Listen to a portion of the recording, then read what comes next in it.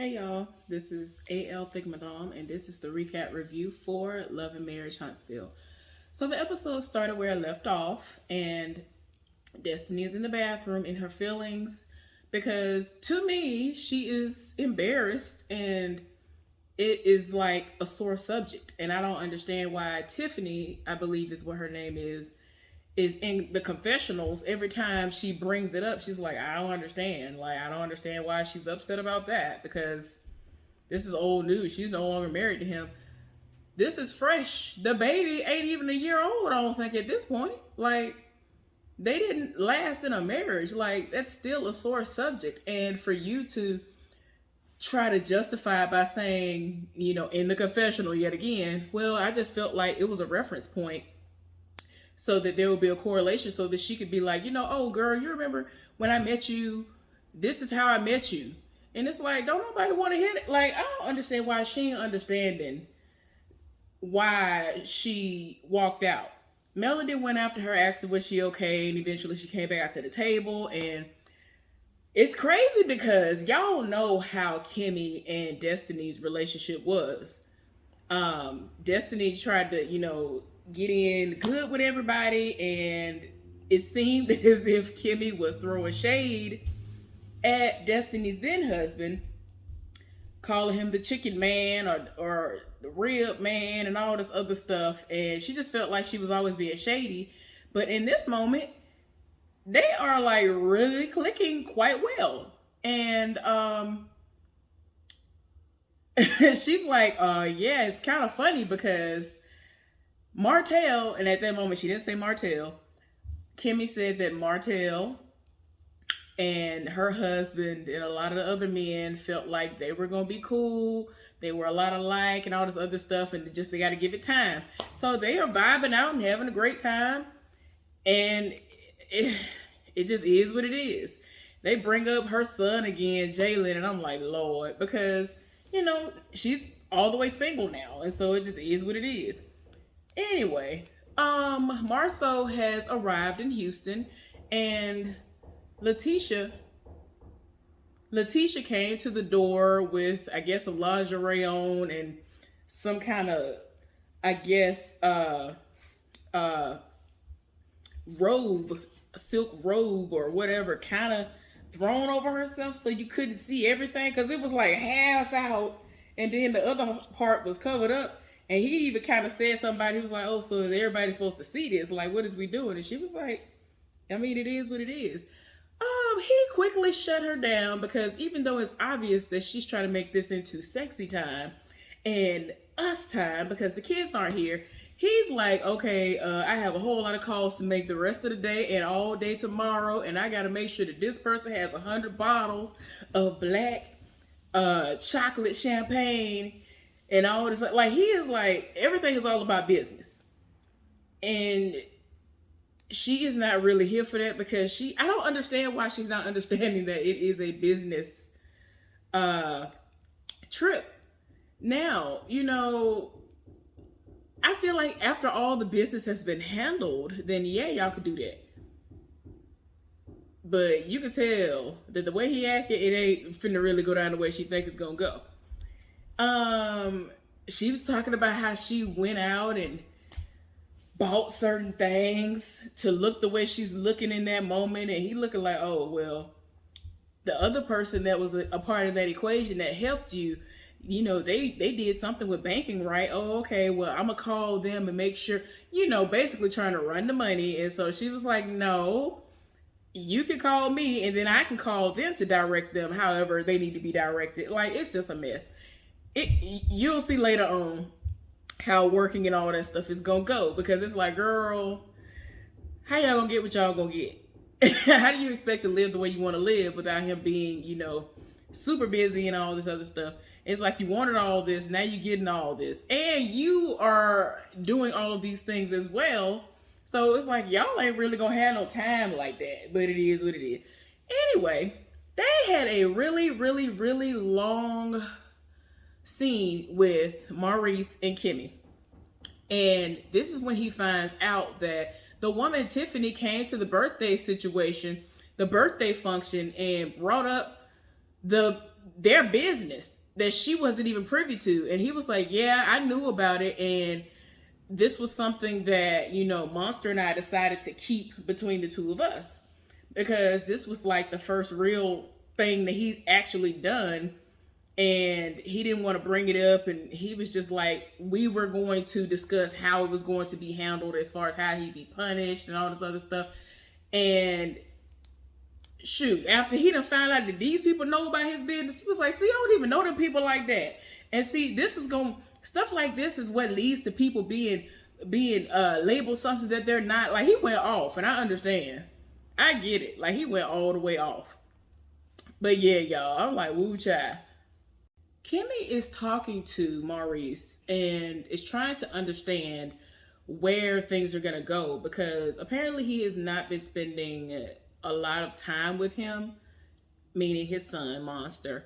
And she's like, well, that, he wants to spend a lot of time with you, and I know you're busy, but you're going to have to find that balance. And it's to the point where Kimmy is used to him not being able to fully balance work life and family life and all that other stuff, and she just somewhat goes with the flow.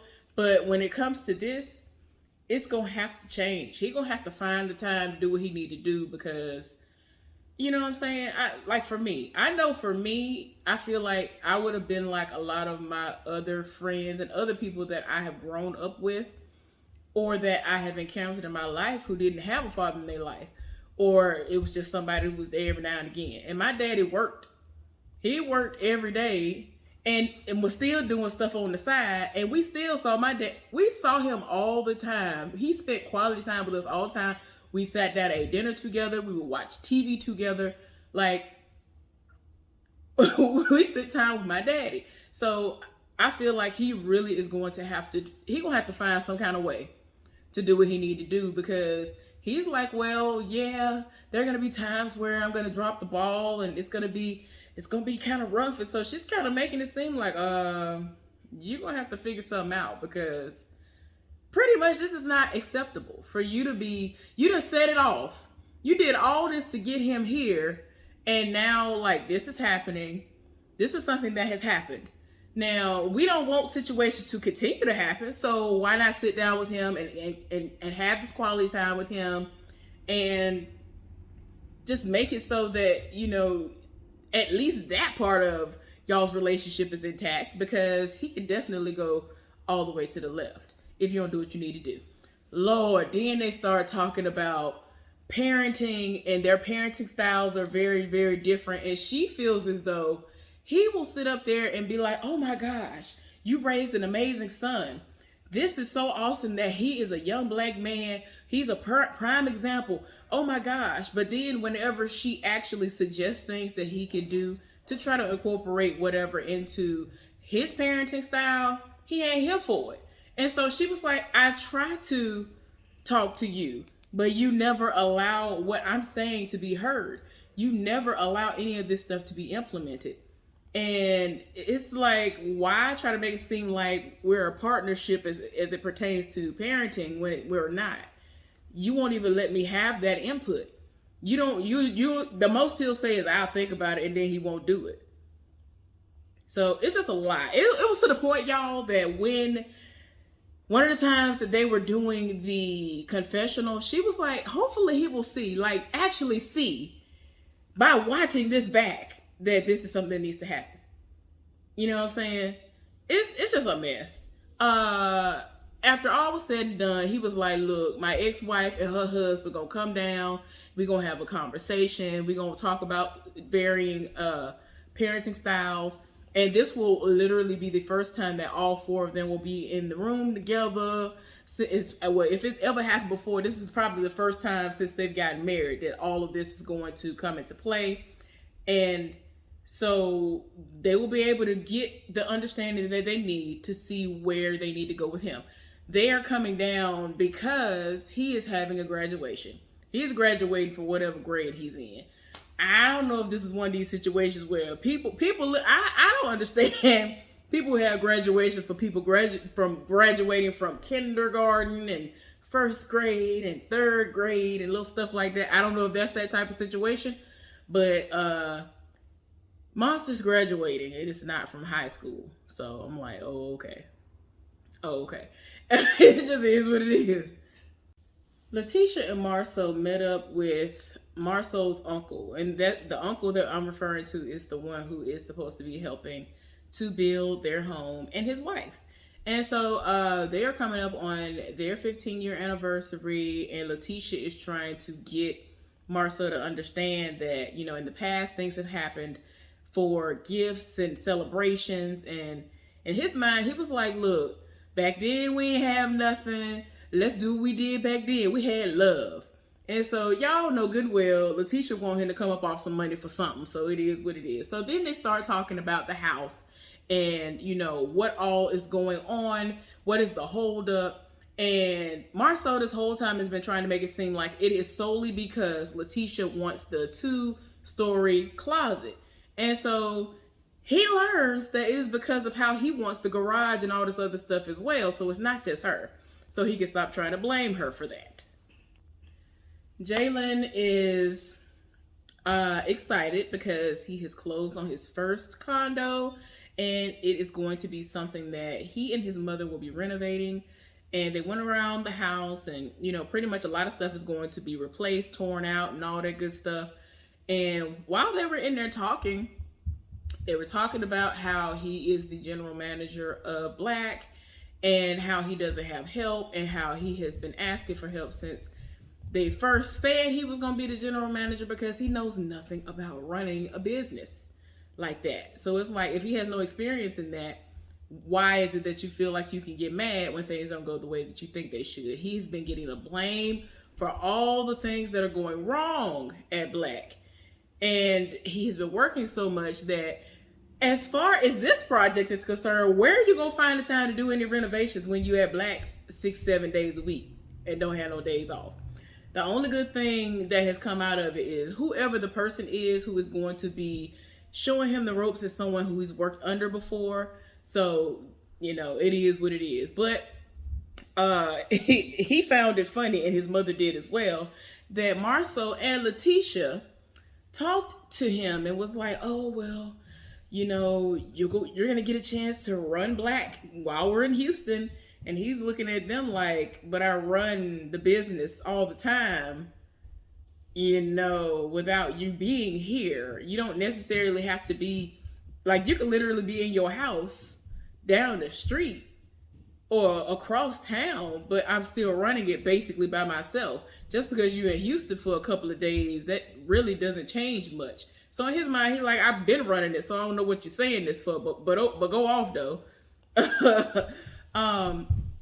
But yeah, so now the function is happening in Houston, and we were all wondering why we saw Kyra when they showed the super trailer for this. And they actually had, and I was wondering, I was like, okay, I wonder if at this whole function, they got the whole cast there, and they have the whole cast of Ready to Love there. I love Joy. I'm so glad to see her. And I'm pretty sure that this was, well, I'm not going to say I'm pretty sure, but I'm almost positive this was before she found out about the passing of her sister. Saw Chris, as clear as day. But yeah, Marceau was going around the room, greeting people and thanking them for coming out. And Letitia was in the background, like she was trying to mingle and talk to people. They had a moment or two where they were talking to Tommy Miles, or at least Marceau. And he was trying to understand about a certain location and, you know, what's the vibe. And pretty much is a diverse area where he might be trying to open up something else. So yeah. And we saw Tommy's wife. As soon as I saw the ponytail, I knew it was her. Again, ain't no shade. When it's like when she knows that it's a to do, she slicks up her hair into a ponytail. I've been noticing that. Cause she did that on the show. I was like, okay. But I saw the blonde. I was like, I think that's Tommy's wife. Then they kept showing her. I was like, yeah, that's her. So anyway, Lord, she is minding her business. Then all of a sudden, she sees Marceau talking to Kyra. Marceau, we hear because he's mic'd. He was like, "Hey, how you doing? My name is Marceau." So she was like, "Oh, hi, my name is Kyra." And he really set it off. It wasn't no, "Hey, welcome to Black. Thank you for showing up," or "Hey, thank you for showing up." It wasn't the greeting that he was giving everybody else. He was like, "Hey, how you do?" Like he set it off, like whether he want to believe it or not. Kyra was looking how she was looking, and it just is what it is. And so out of nowhere, we see Letitia appear and was like, "Hey,"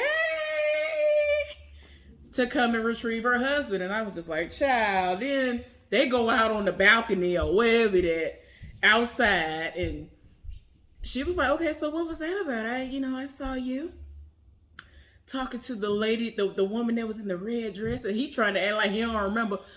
Sir, you know you saw Kyra. Just stop the lies. It has to stop. It gets to a point where she is actually like crying, and so he looking like, I'm just greeting everybody. Da, da, da, da. Sir, even if she was nowhere near you and could hear the words that were coming out of your mouth, we could tell that you was putting more on it than you should have. So just stop the lies. It is what it is. So he over here wondering if he need to go get some napkins and things. And so she was like, I'm all right. Child, whatever. So anyway, the time has come for Kiowa, her husband, to meet up with Maurice and Kimmy. And they went to some restaurant and he ordered food. Little does Kimmy know, he is about to bolt. He is about to bolt, and it's to the point where she's like, "Wait a minute, you're not going to leave me here by myself to, conduct this meeting, because you literally just said, oh my gosh, it's about time all of us are going to be able to be in one room together." Because when we've seen them all get together before, it has been Kiowa appearing, or if we do see all of them together, it was because of Skype / Zoom / whatever, I guess video messaging and, FaceTiming situation that was going on. Well, he has some kind of meeting that he can't push back, and he like, all right, I ain't got but like 7 more minutes left. He done ordered food, and he done did the most. And she was just like, I'm not gonna speak for you. And he was like, well, you can at least say this, then the other. And she was just like, I'm not gonna speak for you. I'm not doing it. Like, whatever needs to be discussed, you need to be here. So what we not finna do is that. Child, he ended up leaving because Kyle and them never showed up in time. I guess they were late. And he left. And she politely sat there and packed his food up or her food up. And then Kiowa and her husband came in. And this was a to be continued situation. Anyway, hopefully y'all enjoyed the recap review of Love and Marriage Huntsville. I will be back for Family or Fiance shortly. Y'all have a good one. Be safe out there. And I want to say stay cool, but I am freezing right now. The last 3-4 days have been cold and the sun is beaming today. And apparently it felt like wintertime maybe 5 hours ago. And I was like, what? But anyway, wherever you are, dress accordingly and all that good stuff, because I don't want nobody to get sick thinking that it's hot when it's cold like it is for me. Anyway, thank y'all so much. Continue to keep my mother in your prayers. Lift me and my family up in prayer. I really do appreciate all of y'all who have been reaching out to me. I really do appreciate it. Again, I'll be back for Family or Fiance shortly. Bye.